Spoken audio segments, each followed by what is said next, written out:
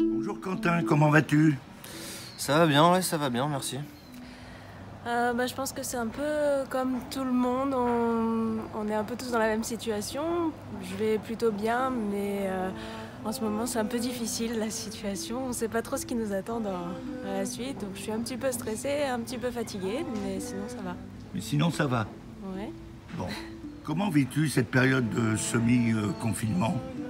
Je suis un peu comme tout le monde, je suis un petit peu dans l'attente. On essaye d'avoir des nouvelles un petit peu tous les jours. Donc on se tient au courant, on se tient informé, on essaye de faire le nécessaire. Puis on applique autant que possible les gestes barrières, essayer de mettre un masque, éviter les foules, ce genre de choses. Malheureusement, à Luang Prabang, tous les magasins et restaurants sont en train de fermer. Donc ça limite énormément. Malheureusement, l'impact économique sera assez conséquent.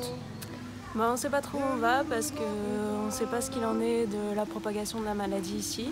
Donc moi je pense que comme tout est fermé actuellement, les frontières, c'est le moment d'essayer de limiter au maximum ces déplacements. Donc moi, même si tout n'était pas encore fermé au centre-ville, j'ai décidé de me limiter au maximum juste à mon lieu de travail et à mon domicile.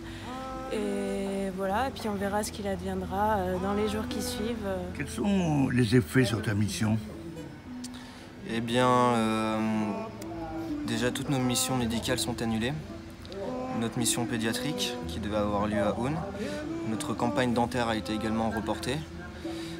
Pour l'instant, nous espérons qu'on puisse assister au début en tout cas des travaux, des chantiers d'adduction d'eau pour le dispensaire et l'école de Navang. Donc voilà, actuellement on n'essaye quand même pas de perdre de temps, on essaye de travailler sur le MOU. Donc ça ne demande pas de déplacement, juste de travailler sur l'ordinateur. Alors actuellement, tous les enfants de l'école sont partis, donc il n'en reste plus que 4 en réalité. Et donc je ne vais plus à l'école de la même manière et tous les cours sont arrêtés.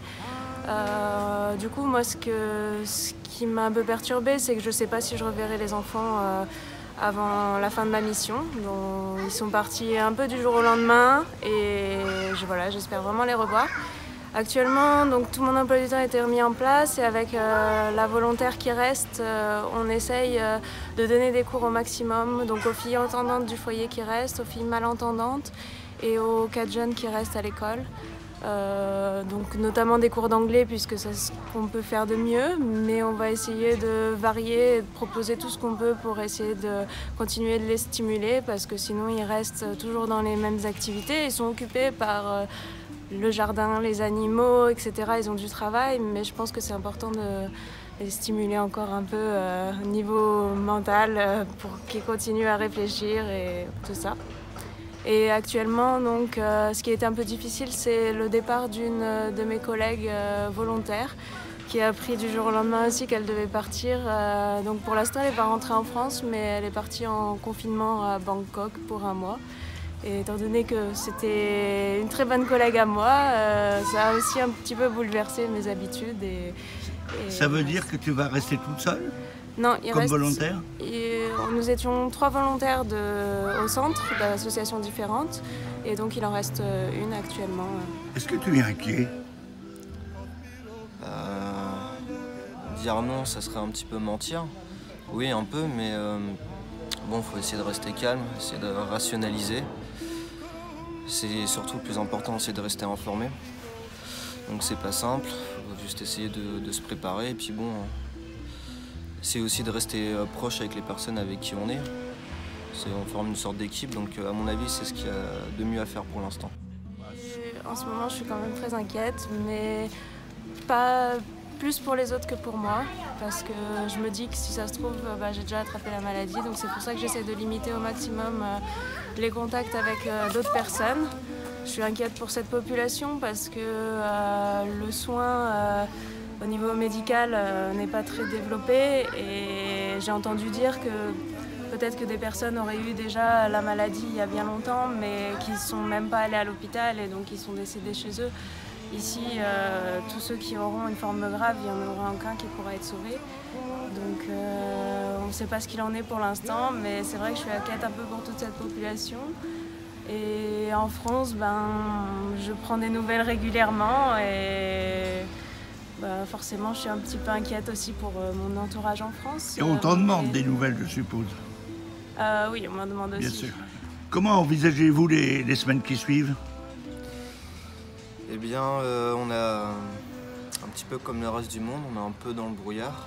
Un petit peu difficile d'avoir une visibilité sur quelques semaines, mais on espère toujours qu'on puisse continuer le chantier à Navang. C'est notre priorité pour l'instant. Donc il ne reste plus qu'à attendre et espérer que ça passe. Et toi, Delphine?